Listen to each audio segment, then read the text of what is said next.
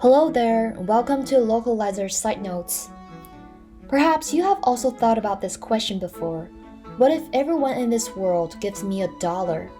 If anyone can do this, they can have $7 billion without any other costs and don't have to worry about the rest of their lives. It sounds so unrealistic. Well, at least no one that I know of ever did this.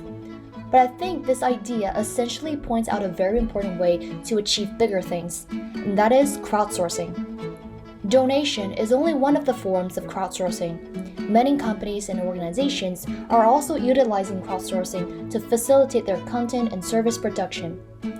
In translation and localization industries especially, companies such as Google, Facebook, HP, and Mozilla have come a long way through crowdsourced translation. To do this, the first thing that should be guaranteed is quantity. How to ensure that enough people will make enough contribution to one thing. The answer is, it should be started in the right way and sustained in the long term, which can be achieved in 3 aspects. First, find the right crowd base. If it's crowdsourcing for some sort of product or service, you need to make sure that you have a sufficient user group. A solid community is the most reliable force in crowdsourcing. An international user group is even better, which can help add more languages. Of course, whether it is sufficient to do crowdsourcing would also depend on the workload. Translation can be something that bilingual or multilingual people can do with or without professional training. But in order not to overwhelm or intimidate people, microtasking is recommended. Google Translate gives its users very small segments to translate or validate, and each batch might take 10 minutes or so. Users can feel free to enter or leave the page anytime they want. When they feel that they have more capability and flexibility, they might want to do more and better. So how to find the right crowd base? Marketing plays an important role in this. Run an analysis of the user's age, interests, information channels, etc. Make sure that you talk to a targeted market. The second thing to remember is that the crowdsourcing project and its marketing should make the users feel that they are needed, trusted, and they're important, no matter it is before, during, or after the project. Google Translate keeps a record of the amount of translation people have done, and there are also gamification elements. For example, users can win badges and trophies for what they have contributed, and it won't take a long time before someone can move to the next level.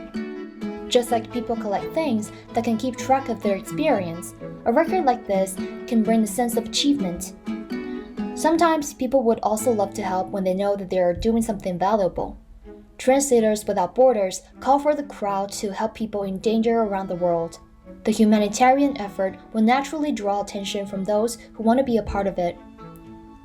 A good feeling is something the users can get out of the crowdsourcing project, which leads to the third point: make people feel that they can benefit from this.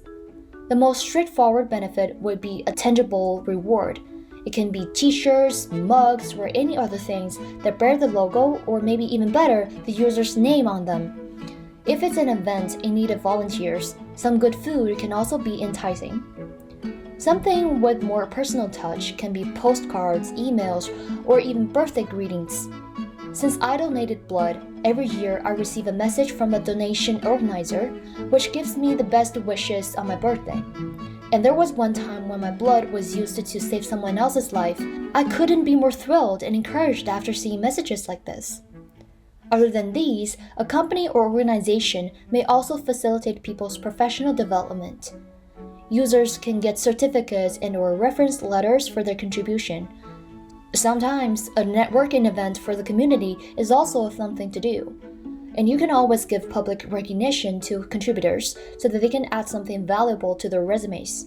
If some users are really dedicated enough and have done a lot for a company's crowdsourcing project, they can be one of the best potential candidates for the managers of this project. The list goes on and on. There are always new ways to recruit and keep the people who would chip in their money, time, energy, or skills for something big. Be proactive and creative, and always keep the contributors in mind. Appreciation can bring back more than you think. Next time, we will talk about how to maintain the quality of a crowdsourced translation project. Don't forget to check it out. See you!